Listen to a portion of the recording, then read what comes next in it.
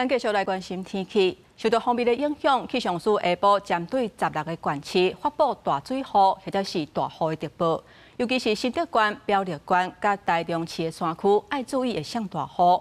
若受到大水貨的影響，各地是傳出袂少災情。在新德有桃石崩塌，有橋已經成封起來，甚至北部甲峨眉因為淹水，有居民掉佇內底。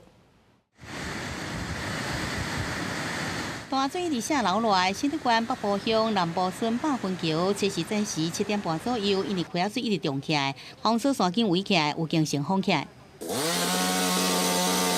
另外，在德東鎮中興路、瑤路、樹倒去甲土石出來情形。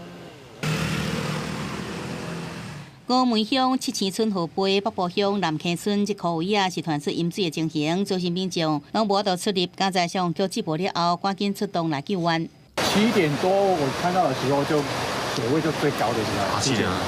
那這個過就沒有下了，就下來了。那新德縣、新德市啊，因為大水後，太原路地下道出現嚴重淹水，趕緊給封起來。正常警示系統的閘門會放下來，那因為這次的警示系統閘門故障，所以呢，在維護這個警示系統閘門的保全人員當下也立即趕到現場。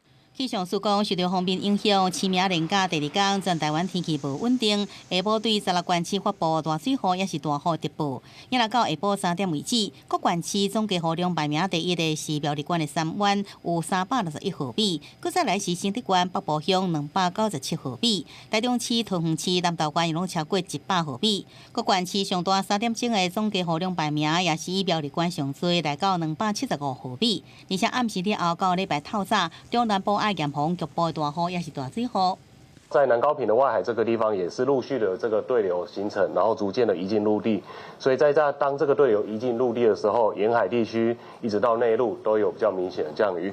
氣象署講，這波鋒面是入春以來落雨上較明顯的一波雨。禮拜4、5鋒面減弱，落雨會較低。不過下禮拜1、7、6也有一波鋒面的來，各地落雨機會偏懸。愛到下禮拜3、7、8過了後，天氣才慢慢來穩定。記者綜合報道。